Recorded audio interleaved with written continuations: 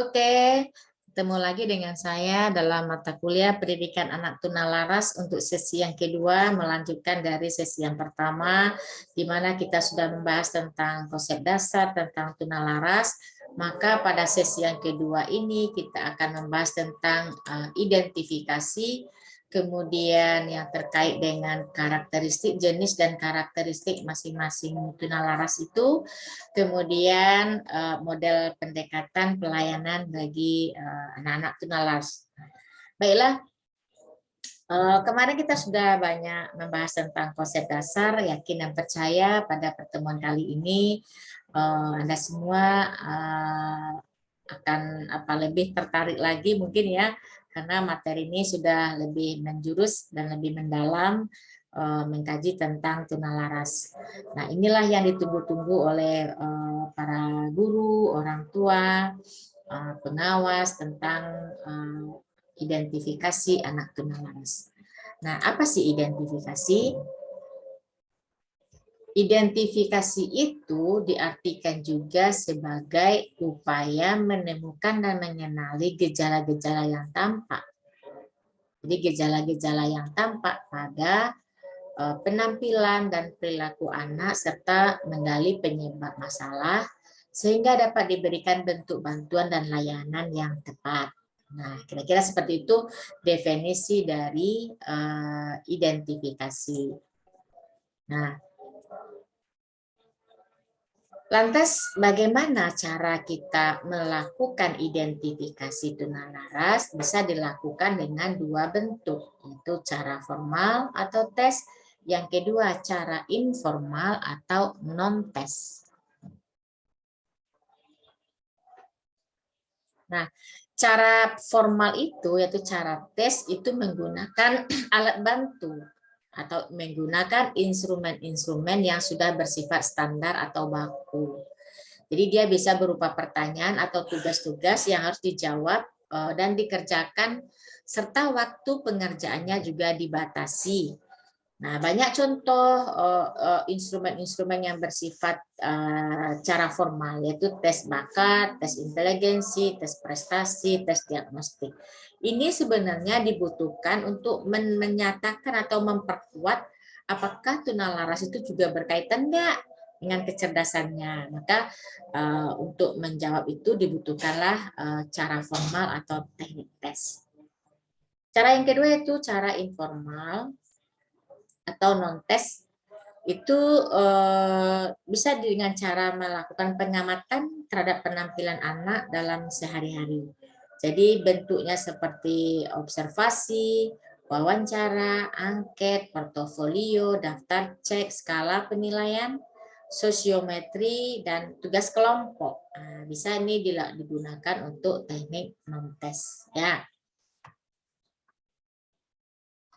Pernahkah Anda semua membuat identifikasi atau format identifikasi dalam bentuk non-tes? Yakin saya pernah menggunakannya, ya. Ini sekarang jenis dan karakteristik tunalaras. Nah, kita bagi tunalaras itu kepada 4 kategori, 4 jenis besar. Yang pertama adalah gangguan perilaku atau dikenal juga dengan conduct disorder. Ciri-cirinya sangat banyak. Silakan nanti saudara baca sendiri, diidentifikasi satu persatu ciri-ciri ini. Karena apa? Ini berkaitan dengan perilaku yang tampak sehari-hari ya pada anak. Dia negativistik, mementingkan diri sendiri, tidak dapat bekerja sama, dia banyak cemburu, suka ngancam orang lain, pembohong, pemarah tanpa alasan yang jelas, gitu ya. Jadi kalau dia berbuat salah, dia tidak mengakui salah dan malah suka menyalahkan orang lain. Nah, ini yang nampak pada anak-anak yang mengalami gangguan perilaku ini. Pertanyaan saya, adakah anak ini di sekolah Anda? Ada, ya, ada. Yang kedua pencemas. Nah, pencemas ini dikenal juga dengan anxiety withdrawal. Jadi ada tegang, nampak dia kaku, kadang cemas berlebihan, terlalu pemalu, dia tidak punya teman, memisahkan diri dari orang lain, gitu ya. Suka nampak sensitif, mudah sakit hati, merasa tidak berharga, kurang percaya diri. Nah, kadang-kadang dia menyimpan rahasia, bungkam kalau ditanya, gitu ya. Ini anak-anak yang seperti ini tergolong kepada anxiety withdrawal. Nah, ini yang ketiga adalah agresif sosial atau social aggression. Nah, ini dia punya perkumpulan yang tidak baik. Dia berkeliaran sampai larut malam, melarikan diri dari sekolah, bahkan dia bisa mencuri berjamaah. Nah, yang keempat atau yang terakhir yaitu adalah immaturity atau tidak matang. Ini banyak terjadi pada anak-anak ini, gejalanya itu nampak pada gangguan konsentrasi, banyak daydreaming atau melamun, dia tidak responsif, kurang berinisiatif, kadang suka bengong di kelas, kurang koordinasi, angan-angannya itu tampak terlalu tinggi, suka mengantuk, dan dia nampak mudah bosan dalam kelas saat pembelajaran berlangsung, tampak tidak tabah, tidak gigih mencapai menyelesaikan tugas-tugas belajar dan akademiknya. Kemudian dia juga menunjukkan kegagalan pada tugas perkembangan seperti komunikasi sosial, akademik, dan sebagainya. Nah, Bapak, Ibu, dan saudara semuanya bisa melihat karakteristik ini dari 3 segi juga. Dari segi sosial emosional, bisa dari segi akademik, bisa dari segi fisik dan kesehatan bisa. Coba kita lihat satu persatu. Dari segi akademik, umumnya anak tunalaras ini hasil belajarnya di bawah rata-rata. Dia hasil belajar yang rendah ini, underachievement ini, bukan karena kecerdasannya yang di bawah rata-rata. Ingat, di sesi 1 kita sudah bahas konsep dasar tentang tunalaras. Jadi dia tidak bermasalah dengan kecerdasannya. Dia sering berurusan dengan guru BK, bahkan langganan masuk ruang BK, tidak naik kelas, dia suka membolos, sering melakukan pelanggaran baik di sekolah maupun di masyarakat. Nah, ini memang bermasalah secara akademik. Bagaimana secara sosial emosional? Juga menunjukkan masalah yang lebih berat lagi. Misalnya, secara sosial dia sudah menimbulkan masalah bagi orang lain sudah terganggu dengan dirinya. Kemudian kadang-kadang dia sampai bertindak agresif. Bahkan ketika dia mulai bertindak agresif, dia berani melakukan pelanggaran hukum dan kesehatan remajanya juga terganggu. Ini nampak pada anak-anak yang pergaulannya bebas, liar itu, bahkan ada hamil yang di luar nikah ya. Nah, secara emosional itu kondisi perilaku yang bermasalah pada anak itu menimbulkan tekanan sebenarnya bagi anak ini. Dia merasa cemas, dia tertekan secara psikologis, sehingga apa? Akibatnya dia rendah diri, kadang rasa malu, ketakutan, sensitif yang berlebihan. Ya. Lah bagaimana dari segi aspek kesehatan? Ini dari segi aspek kesehatan, fisiknya akibat dia suka bergadang malam, akibat dia tidak pulang-pulang, kemudian pola makannya akan terganggu, dia juga tidur bermasalah dan gerakannya juga menjadi bermasalah. Nah, itu yang nampak pada beberapa pengaruh akibat dari gangguan tunalaras yang dialami pada seorang anak. Nah, bagaimana bentuk penanganan gangguan perilaku itu di sekolah? Nah, sebenarnya sebelum kita membahas tentang penanganan, mari kita lihat bentuk-bentuk gangguan perilakunya. Nanti saya minta Anda semua membuat bentuk-bentuk gangguan perilaku ini dalam bentuk checklist. Jadi buat dalam bentuk pedoman checklist, kemudian silahkan nanti berdasarkan masing-masing item ini, amati anak-anak di sekolah, bisa di sekolah atau di rumah, kemudian silahkan dilakukan checklist pada gangguan perilaku. Karena Berdasarkan hasil penelitian saya, semakin pola asuh orang tua ini tidak jelas, semakin bertambah maju teknologi dan komunikasi, maka interaksi antar anggota keluarga sudah semakin minim, dan ini menjadi pencetus masalah-masalah gangguan perilaku, dan ini akan lebih besar lagi, meningkat lagi populasinya dari waktu ke waktu. Nah, mari kita coba lihat satu persatu bentuk gangguan perilaku di sekolah. Dia suka menyendiri, mudah marah, tidak mau mengalah, mau menang sendiri, takut berlebihan, tanggung jawabnya rendah, ya kan? Kemudian sulit menyesuaikan diri dengan lingkungan, dia kurang disukai teman sebayanya, bahkan diabaikan, ditolak banyak. Anaknya juga terlambat datang ke sekolah, sering tidak masuk sekolah karena sering membolos, melanggar tata tertib, sering berkelahi, kemudian pernah melakukan pemalsuan di sekolah, suka berkata bohong, melempar kesalahan pada orang lain, usil, bahkan dia pernah menyerang, memukul guru, mengempeskan ban motor guru atau teman, mencoret-coret tembok sekolah, suka pinjam uang tapi tidak dikembalikan.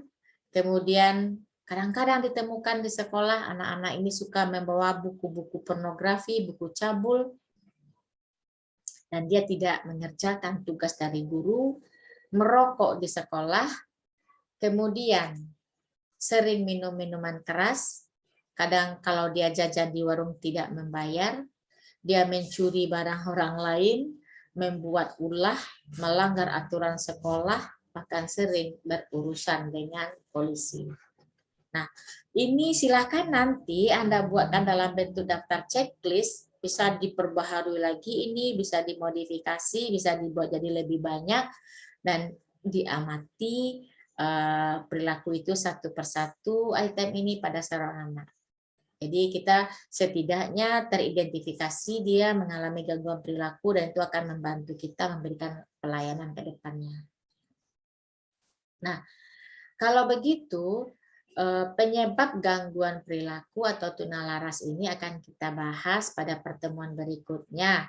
Jadi kali ini kita hanya akan membahas tentang model-model pendekatan penanganan pada